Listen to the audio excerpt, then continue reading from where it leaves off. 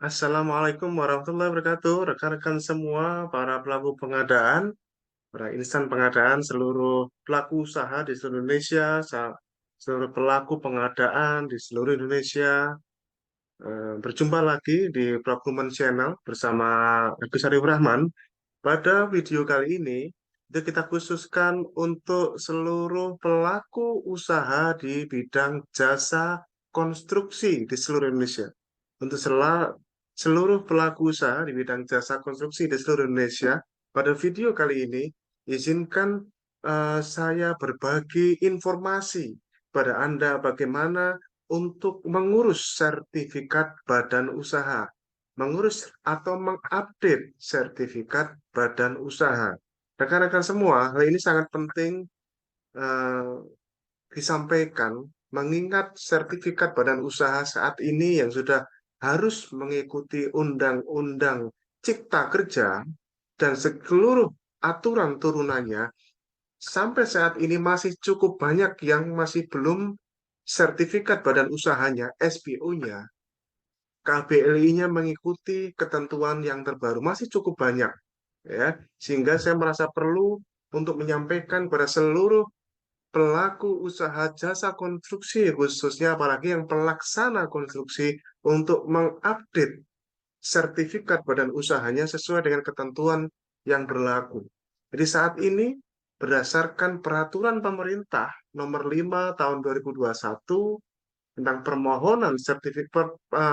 permohonan sertifikat badan usaha, itu merupakan pemenuhan sertifikat standar perizinan berusaha subsektor jasa konstruksi yang pengurusannya sebenarnya dilakukan melalui OSS, Online Single Submission, OSS, ya, dan eh, risk based approach, ya, di mana konsep perizinan usaha sekarang adalah konsep perizinan usaha yang berbasis risiko, sehingga SBU Anda pun juga semestinya di-upgrade ke dalam SBU versi OSS RBA ini, ya, yang terhubung dengan sistem informasi jasa konstruksi terintegrasi, ya, SIJKT dan LSBU. Sedangkan sertifikasi kompetensi kerja SKK dilakukan dengan cara pemenuhan persyaratan pada portal perizinan Kementerian PUPR yang terhubung dengan SIJKT dan LSP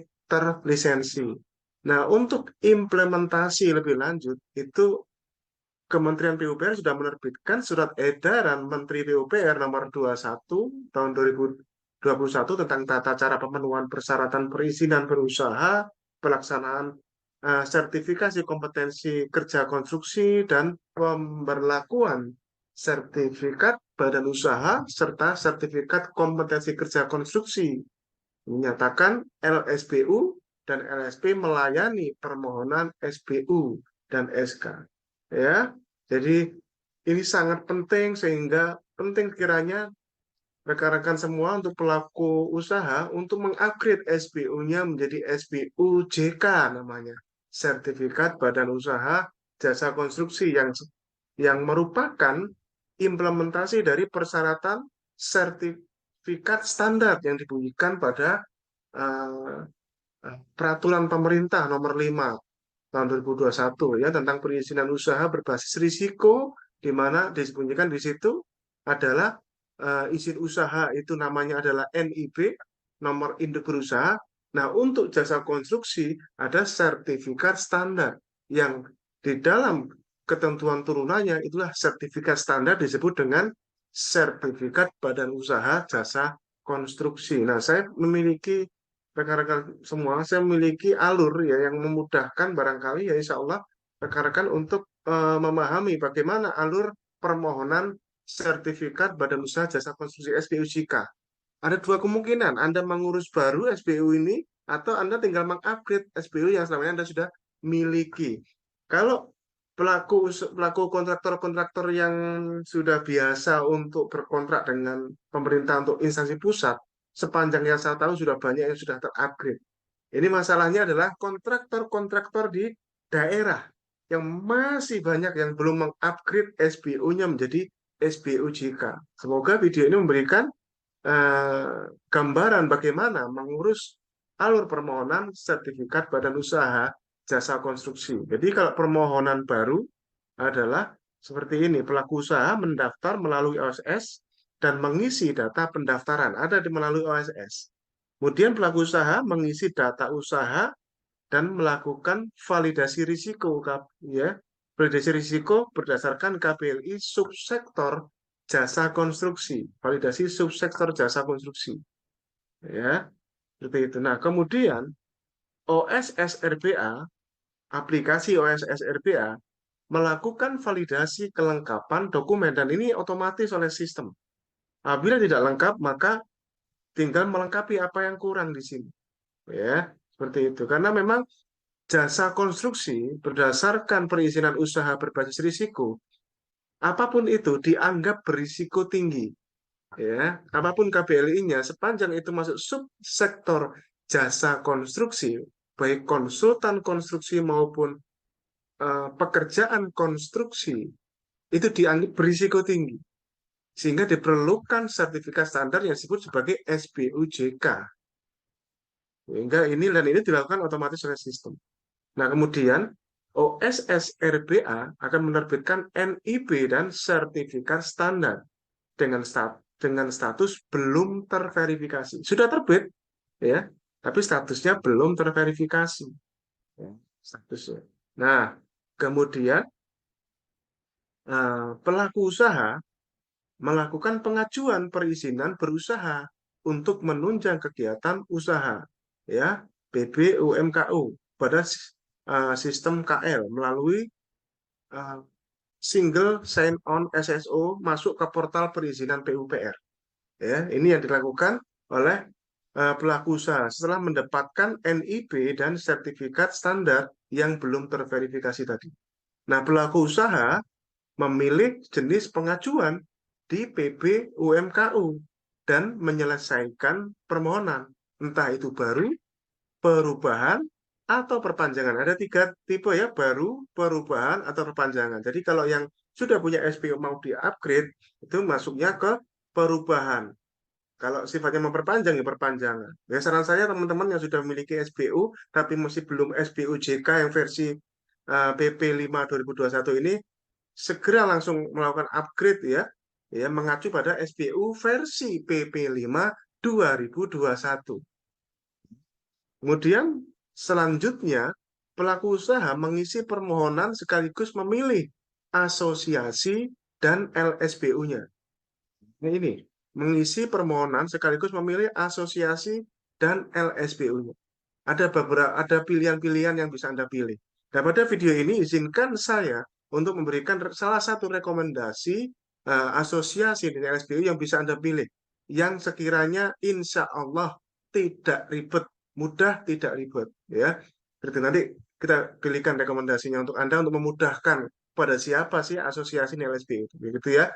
Kemudian rekan-rekan semua, dan ini tentunya adalah yang namanya rekomendasi adalah menurut saya tidak mewakili organisasi manapun, instansi manapun, ini murni pendapat saya selaku fungsional pengelola pengadaan, semata-mata ingin membantu pelaku usaha yang ingin mengupgrade atau membuat SBU yang sudah menggunakan versi PP 5 2021.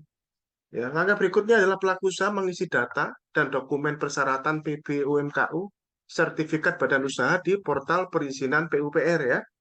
Nah, kemudian LSBU yang tadi dipilih memeriksa kelengkapan data dan dokumen persyaratan SBU. Jika tidak lengkap, maka dipenuhi lagi oleh pelaku usaha.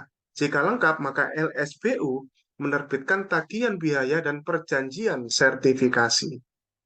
Kemudian setelah itu, apa yang terjadi adalah bahwa pelaku usaha melakukan pembayaran. Jika pembayaran dalam waktu 7 hari kerja belum terkonfirmasi, maka proses tidak dilanjutkan. Setelah pembayaran terkonfirmasi, maka proses sertifikasi ini baru dimulai. Nah, LSBU menugaskan asesor badan usaha untuk melakukan assessment. Itu ya, tahap berikutnya setelah dilakukan pembayaran.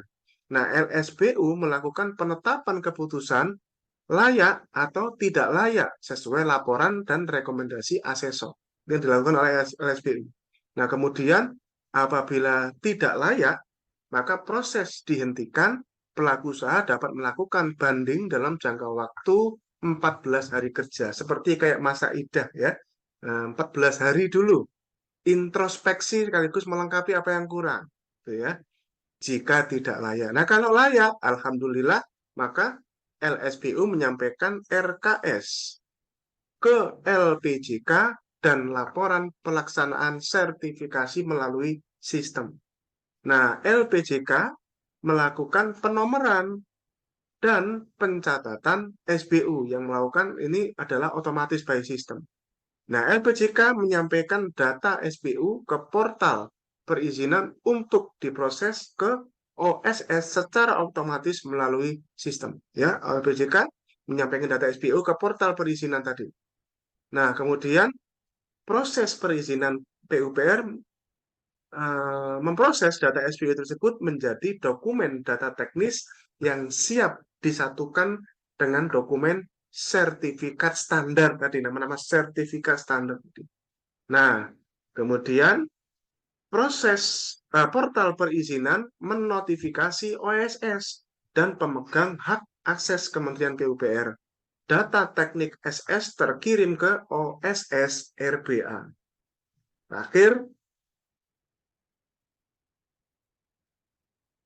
Terakhir rekan-rekan ya,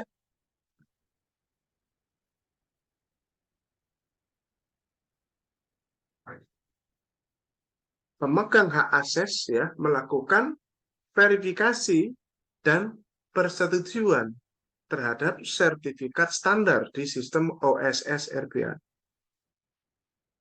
Bila tidak disetujui, maka dapat ditolak untuk dilakukan perbaikan atau jika tidak memenuhi syarat dapat benar-benar ditolak. Tapi jika disetujui, maka NIB dan SS terverifikasi terbit melalui sistem OSS RBA. Itulah ya rekan-rekan ya eh, alur permohonan SBU, entah itu permohonan baru, perubahan atau perpanjangan, ya yang saya kutip langsung dari flyernya Lembaga Pengembangan Jasa Konstruksi LPJK Kementerian PUPR. Rekan-rekan, sebenarnya SBU itu fungsinya buat apa sih Pak gitu ya? Sebetulnya semua banyak dari kita sudah tahu lah ya SBU itu untuk apa, tapi tidak ada salahnya bagi pelaku usaha jasa konstruksi yang baru barangkali ingin tahu ya SBU itu sebenarnya buat apa fungsinya gitu SBU itu. Nah, rekan-rekan ya SBU itu fungsinya adalah sebagai bukti kompetensi dan profesionalitas usaha. SBU merupakan bukti legal yang resmi dikeluarkan oleh badan formal. Oleh sebab itu, bukti ini akan mendukung perusahaan untuk memperlihatkan kemampuannya di bidang jasa konstruksi yang dijalankan. Jika orang sudah melihat SBU, artinya usaha Anda itu sudah sesuai dengan kualifikasi dan klasifikasi yang sudah menjadi persyaratan. Sehingga SBU menunjukkan bahwa perusahaan tersebut sudah tidak diragukan lagi kompetensinya. Gitu ya. Seperti itu, rekan-rekan. Kemudian juga SBU itu juga untuk memenuhi kualifikasi persyaratan penyedia, rekan-rekan. Ya, apalagi kalau Anda memiliki mengikuti tender pekerjaan konstruksi, seleksi jasa konsultansi, SBU itu menjadi persyaratan yang dipersyaratkan pada peraturan LKPP nomor 12 tahun 2021 tentang pedoman pelaksanaan pengadaan barang jasa pemerintah melalui penyedia.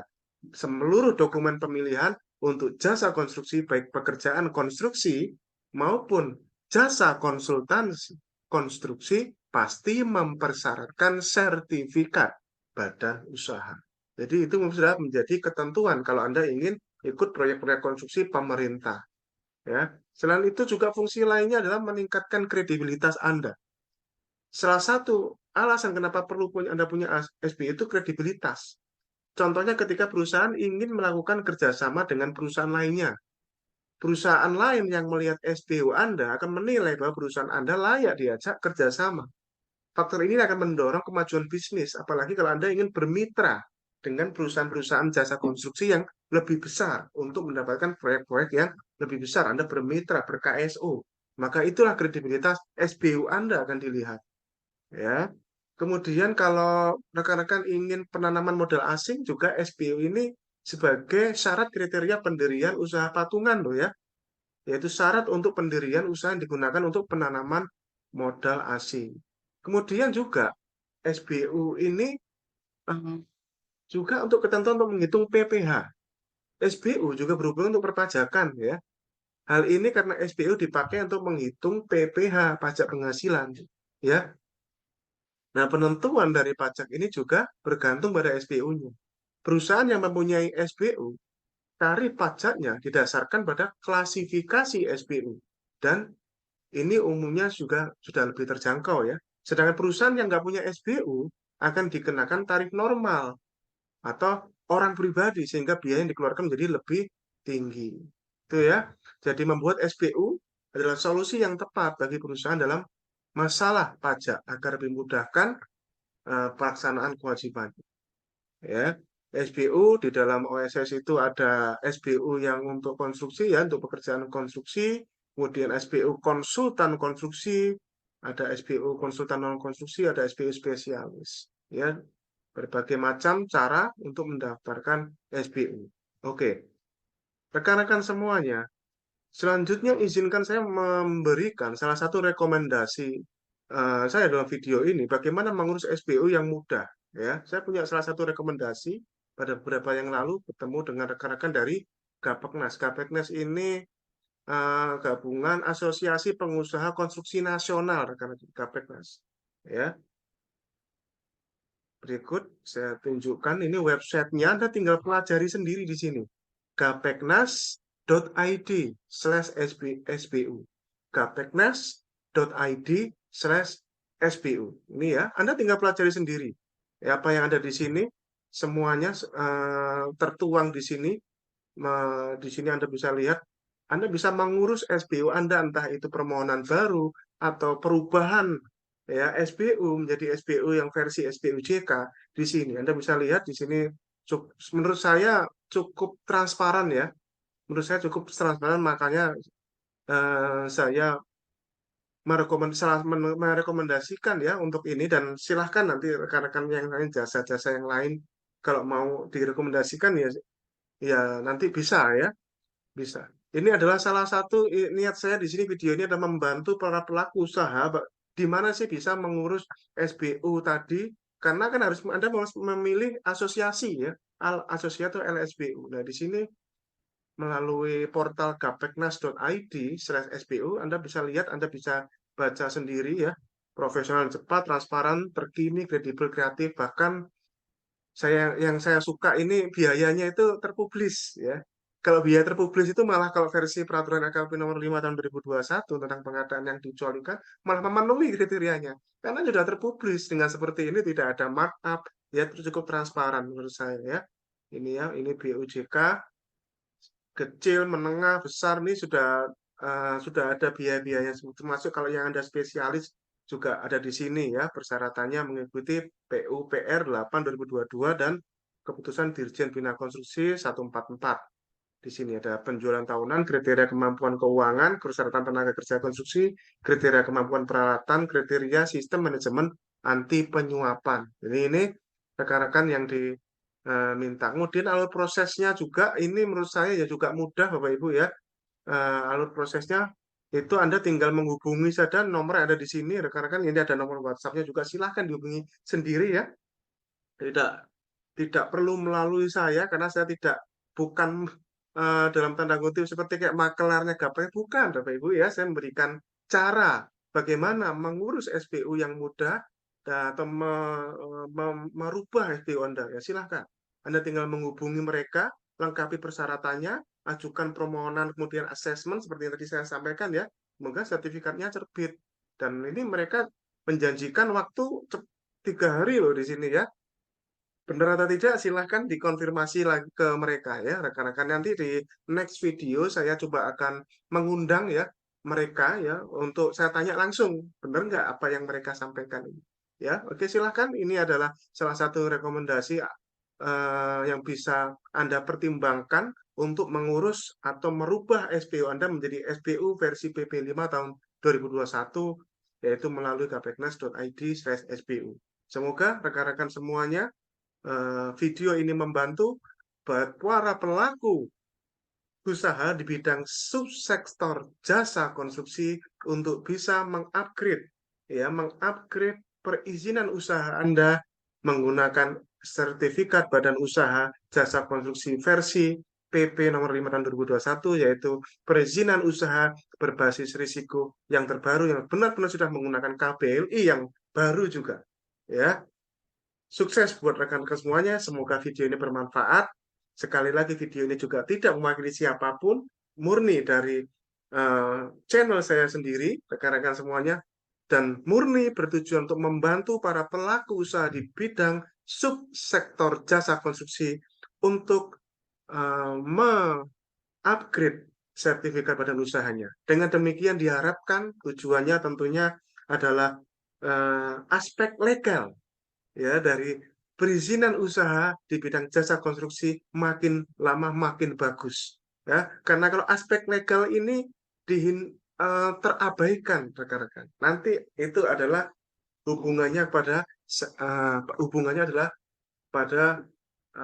masalah potensi-potensi masalah di belakang. Akan tetapi apabila aspek legal perusahaan Anda di bidang jasa konstruksi sudah sesuai dengan ketentuan yang berlaku, maka berikutnya tentunya yang lebih penting adalah Anda mengutamakan kualitas, memberikan servis yang baik pada klien Anda, baik pada pemerintah maupun pada klien Anda yang non-pemerintah, memberikan bangunan yang baik. Kalau Anda konsultan, memberikan produk konsultan yang berkualitas, mengutamakan kinerja bangunan. Ya, kinerja bangunan. Oke, sukses buat rekan-rekan semuanya. Terima kasih. Assalamualaikum warahmatullahi wabarakatuh. Salam pengadaan.